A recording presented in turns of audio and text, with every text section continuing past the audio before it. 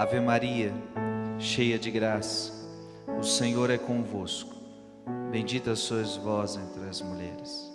Bendito é o fruto do vosso ventre, Jesus. Santa Maria, Mãe de Deus, rogai por nós, pecadores, agora e na hora de nossa morte. Amém?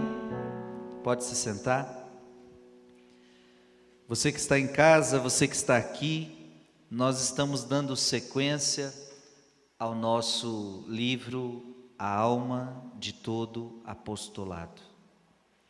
Estamos falando com aqueles que trabalham por Deus. E todos devem trabalhar por Deus. Todos devem ter apostolado. Todos devem ser apóstolos. É verdade ou não é? Todos nós devemos ser apóstolos. Mas esse livro está nos ajudando a sermos apóstolos. A sermos verdadeiros apóstolos. Como viver o nosso apostolado. Como deve ser a vida de um sacerdote, de um consagrado, de alguém que faz alguma pastoral. Estamos entendendo de verdade qual é a alma de todo apostolado. Então, estou com o livro A Alma de Todo Apostolado. Você que tem o livro, nós estamos na página 101. Página 101. Claro que eu não vou ler na sequência, mas já estamos bem avançados. Hoje o nosso assunto é muito sério. Hoje o nosso assunto é muito sério, porque eu vou falar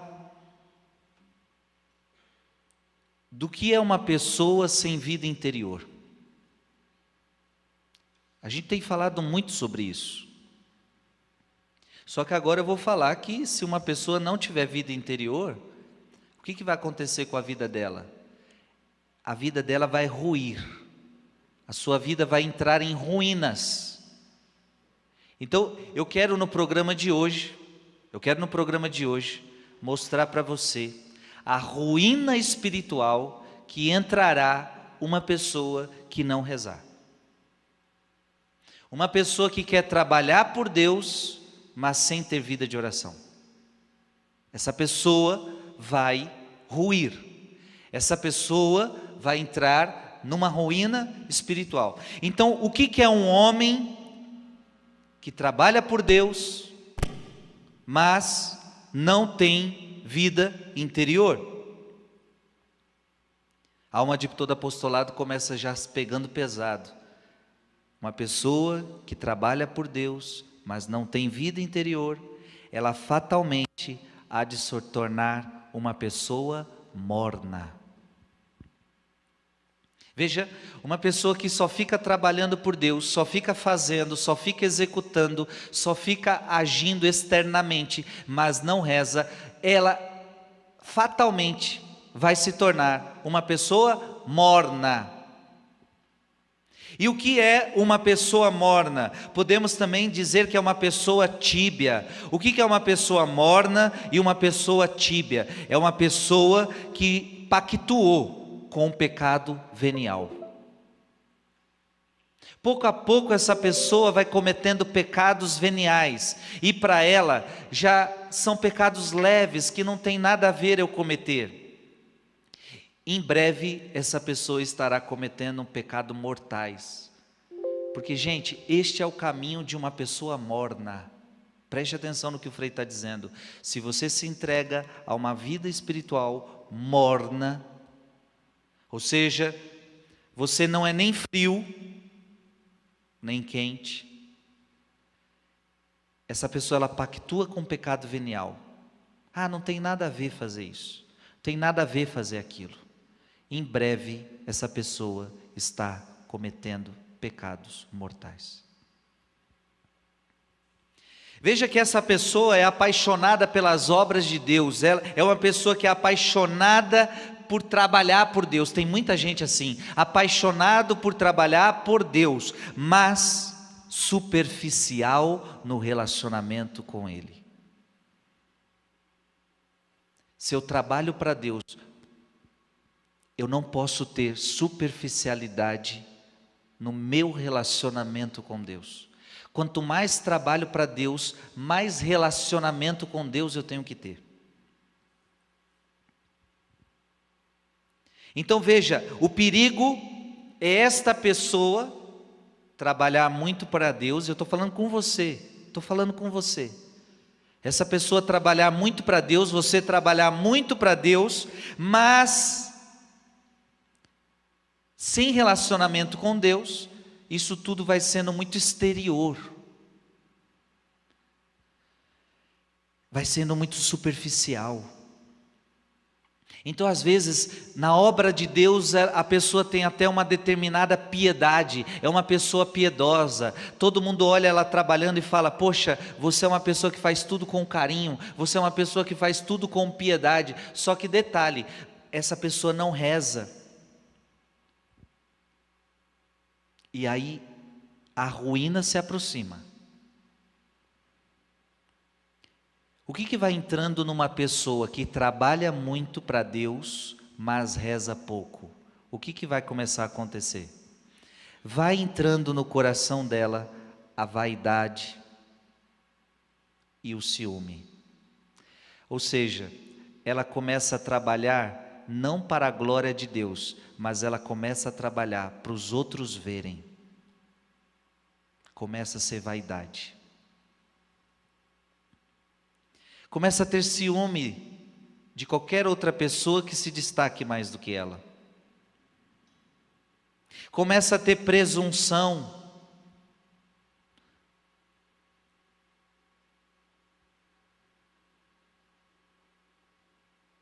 Então essa pessoa, ela já não trabalha mais, ela já se deixou contaminar as suas obras. Como não reza, as suas obras estão contaminadas de vaidade, as suas obras começam a ser contaminadas de orgulho, as suas obras começam a ser contaminadas de presunção. E aqui está um perigo. Veja, a pessoa está trabalhando para Deus, mas o que adianta trabalhar para Deus? Cheio de vaidade, cheio de orgulho, cheio de presunção. O que adianta? E quanta gente começa na simplicidade a trabalhar por Deus, mas passa o tempo, passa os anos, e por quê? Vou abandonando meu relacionamento com Deus e vou me tornando uma pessoa presunçosa, vaidosa, e começo a pegar a glória que era de Deus, eu começo a pegar para mim. Começo a trabalhar para Deus, mas não para que Deus me veja e só Ele me veja, mas eu começo a trabalhar para Deus, para que as pessoas me vejam e as pessoas me aplaudam. Começo a ter ciúme desse e daquele. O coração vai começar a ficar fragilizado. E o demônio vai começar a entrar nesta vida. O demônio vai começar a entrar nessa pessoa. Veja, a alma de todo apostolado diz algo fantástico. Satanás, quando vê uma alma assim, muito dedicada em trabalhar, mas pouco em rezar, o diabo sabe que esta alma está prestes a cair nas garras dele. E então, já que o diabo, olha o que a alma de todo apostolado diz: e bem longe de contrariar essa satisfação, excita-a ao máximo. Então veja, preste atenção, isso é muito importante. Se o diabo percebe que quando você trabalha para Deus, aumenta o seu orgulho, aumenta a sua vaidade, aumenta a sua presunção, preste atenção no que eu vou lhe dizer: o diabo não quer que você deixe de trabalhar para Deus. Pelo contrário, ele quer que você trabalhe mais.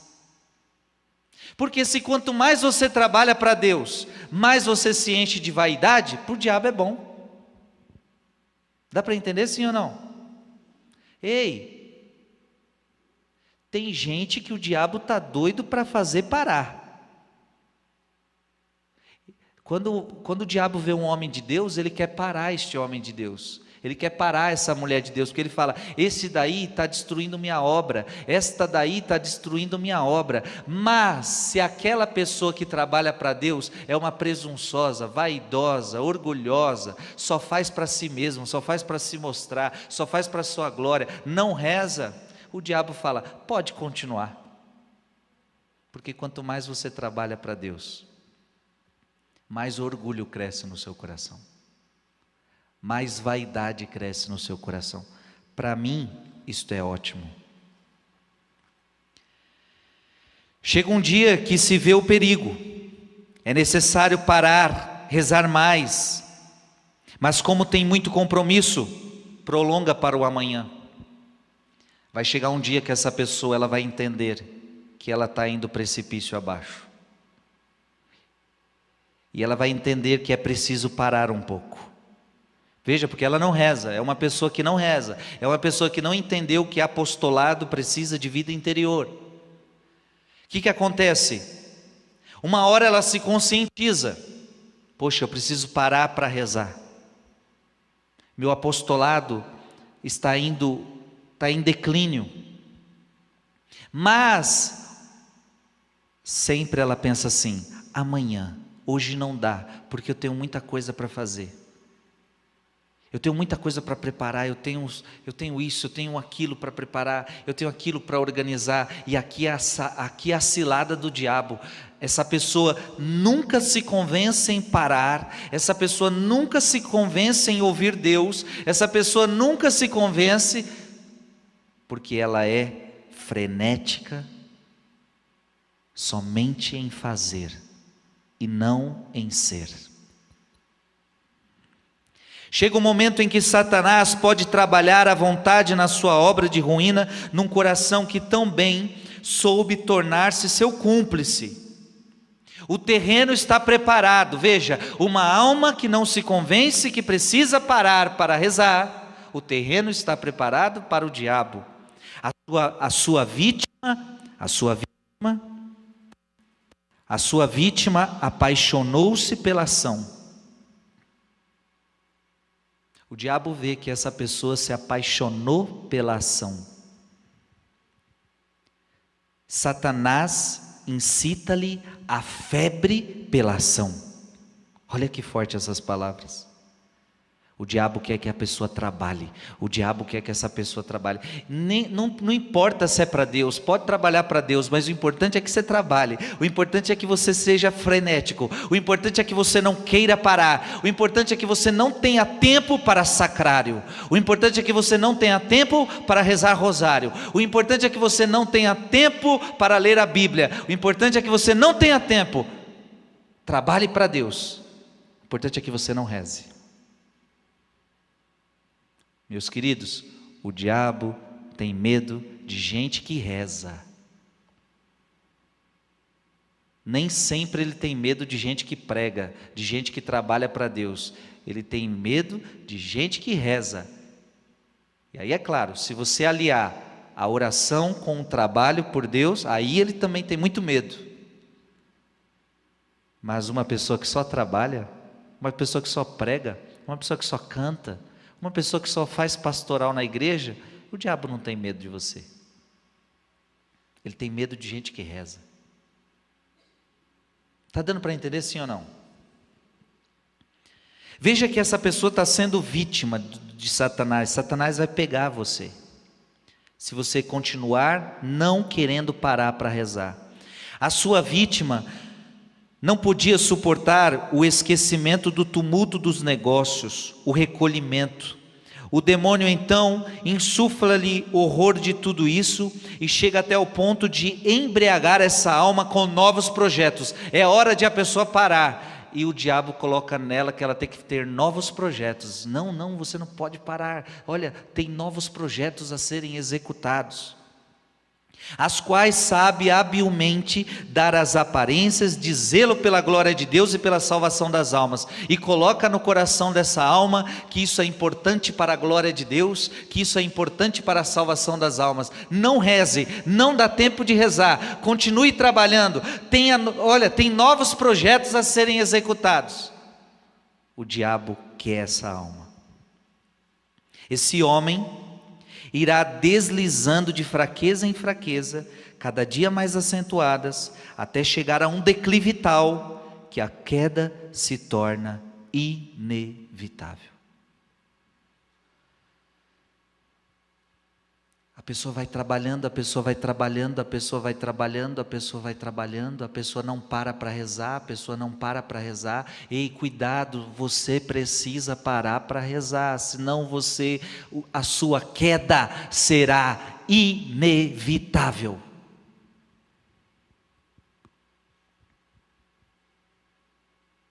Tem gente que nem trabalha na igreja, só trabalha para o mundo, só trabalha o seu serviço mesmo, serve para você também.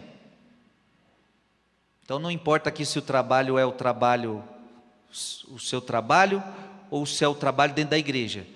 Toda e qualquer obra tem que rezar. Quem não reza, a queda será inevitável.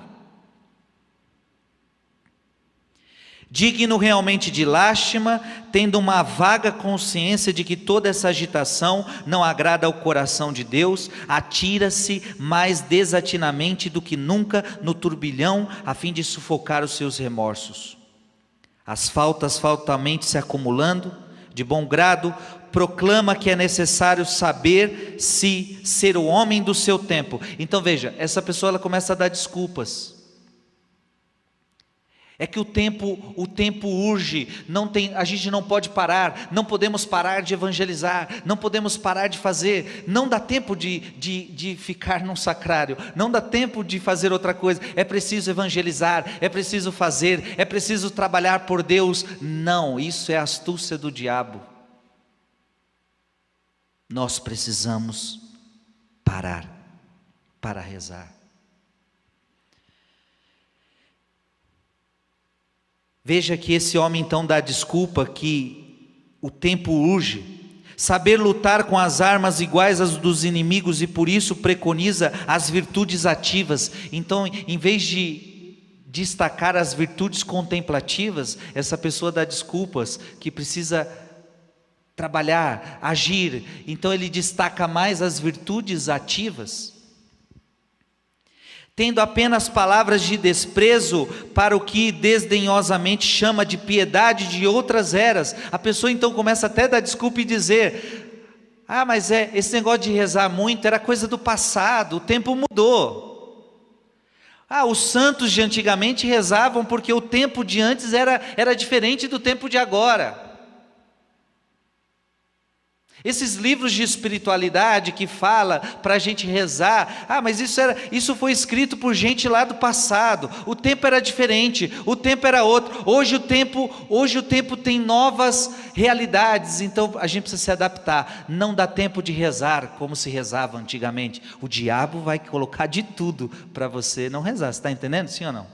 Ele vai mexendo na sua cabeça. No mais, as obras vão de vento em popa, e veja, as obras vão de vento em popa. O público aplaude.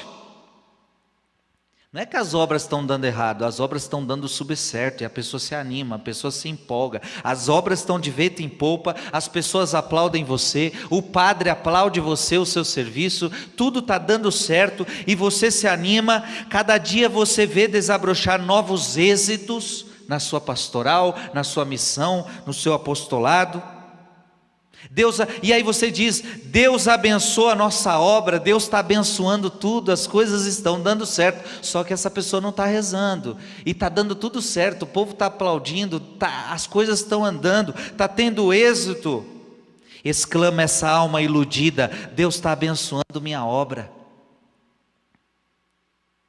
Mas amanhã, devido a tantas faltas graves, um dia os anjos vão chorar em ver a queda desta pessoa, porque a queda dela se aproxima.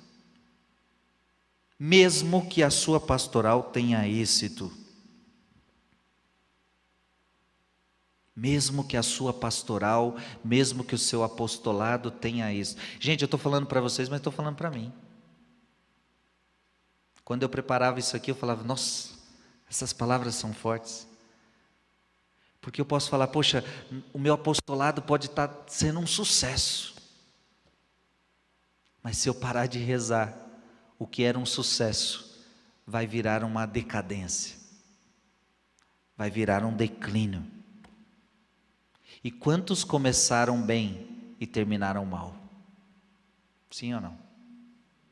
Porque não rezaram. Como esta alma caiu num estado tão lamentável? A pergunta que a gente já pode se perguntar é: como é que esta alma caiu neste estado? Um estado tão lamentável, inexperiência. Deveríamos ter aprendido com a experiência dos santos. Os santos nos avisaram.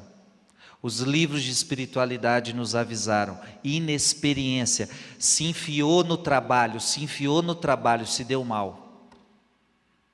E veja, eu estou falando trabalho por Deus, trabalho de Deus. Se enfiou no trabalho, não parou. Os livros de espiritualidade, os santos avisaram: pare para rezar. Inexperiência. Presunção, foi presunçoso, achou que podia por sua força. Vaidade, desleixo com a oração, negligência, foi negligente. Então talvez aqui estão algumas causas: inexperiência, presunção, vaidade, desleixo, negligência. Sem pensar nos seus poucos recursos espirituais, lançou-se na areia movediça dessas ilusões. Esgotadas as suas provisões de vida espiritual, vê-se na situação do nadador imprudente que, já sem forças para lutar contra a corrente, se deixa arrastar para o abismo. Esvaziou-se. As suas obras tiveram sucesso porque tinha alguma espiritualidade, mas quando acabou aquilo, esvaziou-se, não teve mais o que dar, porque é isso que acontece. Chega uma hora que esvazia, não tem mais o que dar, não tem mais o que oferecer. Porque o que nos preenche é Eucaristia, é vida de oração, é rosário, é comunhão com Deus, é relacionamento com Deus. Se eu perder isso, eu me esvazio e não tenho mais nada a dar, não tenho mais nada a oferecer para você. Porque eu, Frei Gilson, não tenho nada para dar para vocês. Tudo que eu dou para vocês tem que ser o que eu bebi de Deus, a água que eu bebi, deve ser um transbordamento da minha vida de oração. Amém? Quanto tempo eu tenho? Está quase acabando, né?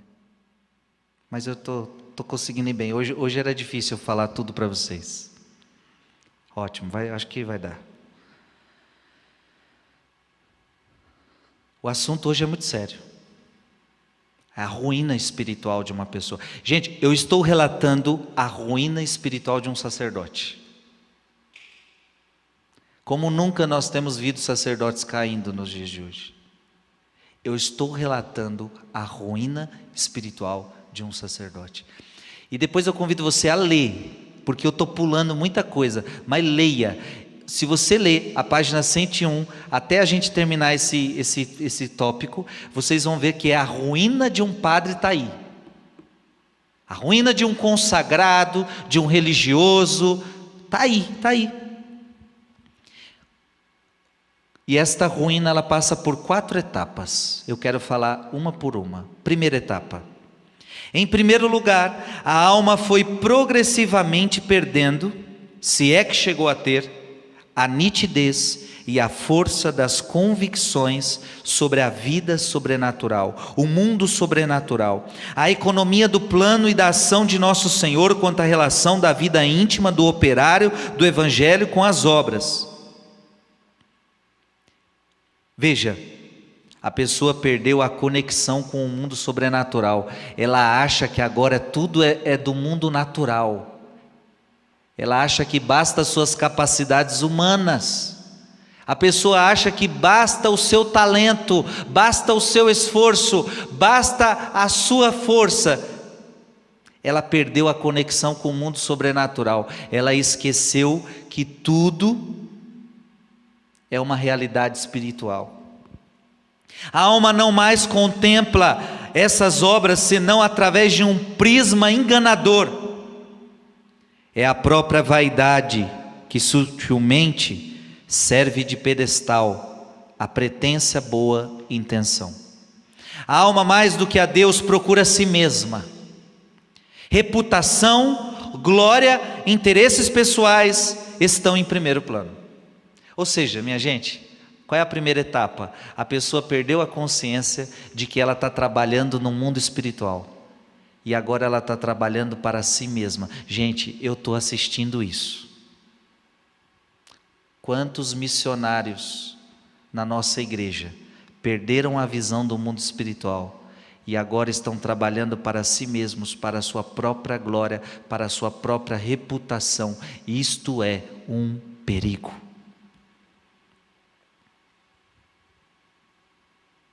Sem falar da ignorância dos princípios, a ausência de base sobrenatural. Então veja, qual é a primeira etapa? Essa pessoa perdeu a essência de que a base é espiritual, de que o que ela faz é um apostolado para Deus. A base deve ser espiritual, a base deve ser a vida de oração e não as realidades humanas. Então, sem falar da ignorância dos princípios, a ausência de base sobrenatural que caracteriza essa etapa, tem, ora como causa, ora como consequência imediata, a dissipação, o esquecimento da presença de Deus. Essa pessoa já não vive mais na presença de Deus. O abandono das orações, o abandono da guarda do coração, a falta de delicadeza de consciência, de regularidade de vida, a tibieza aproxima-se, se é que já não está presente nessa alma.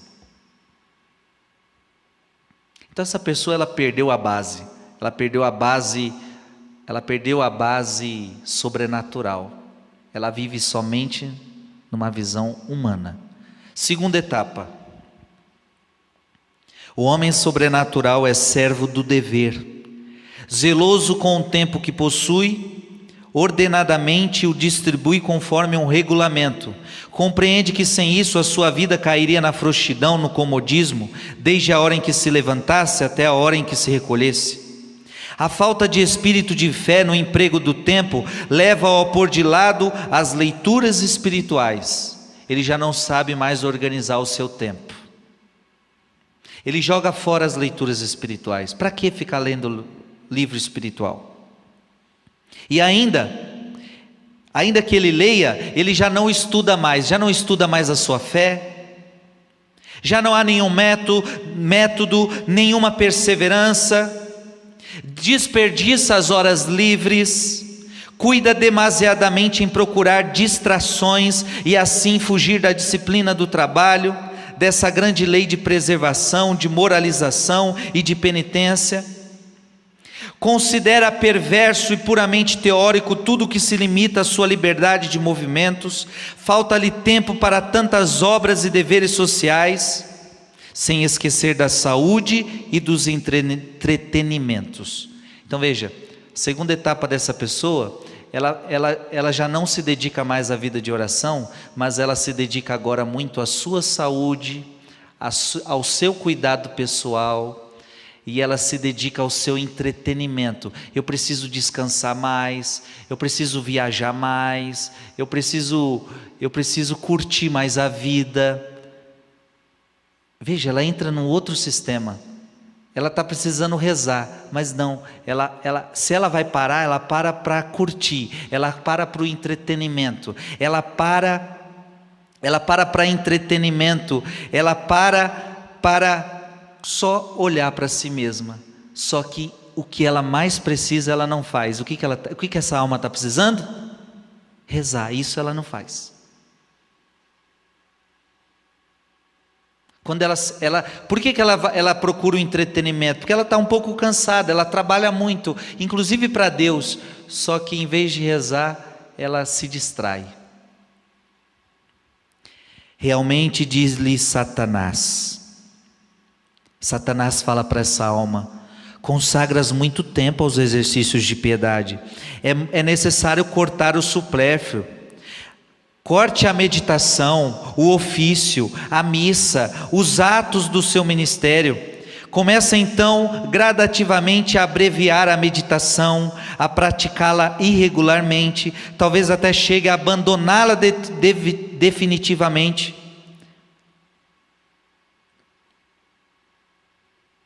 Ou seja, essa pessoa vai abandonando pouco a pouco a oração.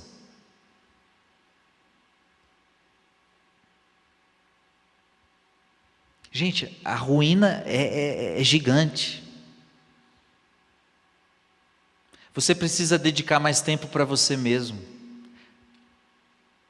Você precisa de mais entretenimento. E vai convencendo a alma que ela precisa diminuir o tempo de oração e aumentar o tempo de cuidado consigo, aumentar o tempo de entretenimento. E veja, não é isso que ela está precisando, essa alma está precisando rezar. Evidentemente, já não se trata de evitar imperfeições, são os pecados veniais que fervilham, a impossibilidade em que a alma se encontra de zelar pela guarda do coração, oculta da consciência a maior parte dessas faltas. A alma pôs-se em estado de já não ver. Então veja, a alma está perdida, ela já não vê mais nada, ela está cega, ela está frenética, ela só quer trabalhar, ela não quer saber de rezar. Como poderá combater o que não distingue como defeituoso? Ela não sente que ela está errada, e aqui está o pior, ela não vê que ela está errada. A marcha da frouxidão já se mostra bastante avançada. Essa é a consequência da segunda etapa, caracterizada pelo abandono da meditação e de qualquer regulamento. Então preste atenção. Na primeira etapa, a pessoa perdeu a base da vida sobrenatural. Ela começa a agir só humanamente. Ela esqueceu que o trabalho que ela realiza é de uma ordem sobrenatural. E portanto tudo deve ser conduzido pela oração. Na segunda etapa, ela abandonou a oração, ela abandonou a meditação. No lugar, ela colocou entretenimento. No lugar, ela colocou descanso. No lugar, ela colocou cuidado consigo mesmo. Ou seja, ela está vivendo para a sua vaidade. O trabalho que agora ela realiza para Deus é puramente vaidade. Não é mais para a glória de Deus. Terceira etapa. Tudo está maduro para a terceira etapa, cujo sintoma é a negligência na recitação do breviário. A vida litúrgica, outrora fonte de luz, de alegria, de força, de mérito, de graças para si, para os fiéis, já não é mais que ocasião de um dever desagradável que de má vontade se cumpre. A virtude íntima da religião foi profundamente atingida. A alma já não vê mais o culto de Deus senão ligado às pomposas manifestações exteriores. Aqui fala do breviário porque fala muito dedicado ao sacerdote, aos religiosos, mas a vida litúrgica dessa pessoa foi atingida. A terceira etapa é que o culto a Deus, ela já faz por obrigação. O mínimo que ela reza é por obrigação. As coisas sagradas se tornaram pesadas, as coisas começam a se tornar pesadas. Se tiver que fazer uma hora de adoração, vai ser um peso. A missa sem sal, sem sabor, se torna, e é o que nós vamos ver também na quarta etapa. A vida litúrgica dessa pessoa foi afetada. E se ela faz para se mostrar.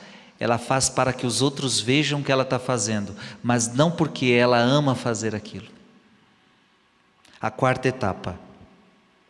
Tudo se encandeia. O abismo traz consigo o abismo.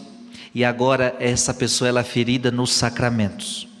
A presença de Jesus no sacrário ou no santo tribunal já não é capaz de fazer vibrar até a medula da alma todas as energias da fé.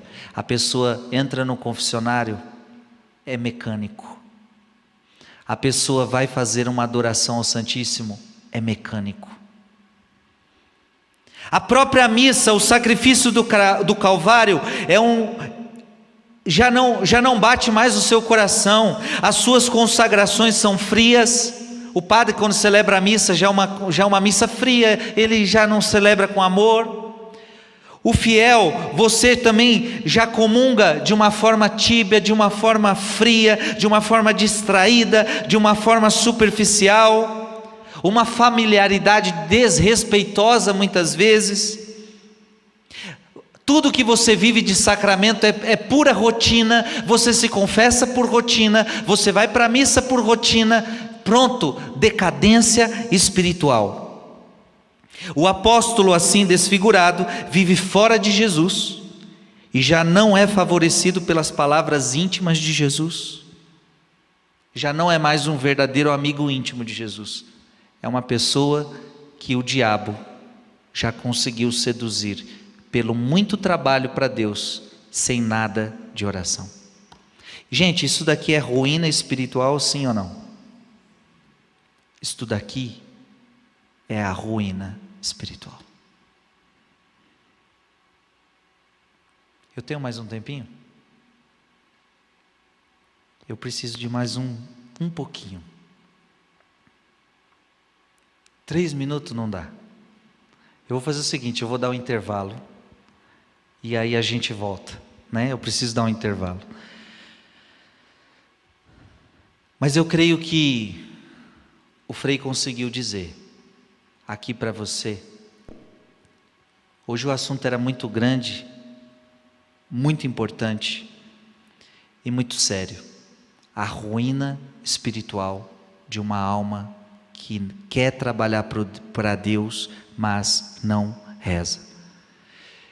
Eu queria que você entendesse que tudo isso foi para você.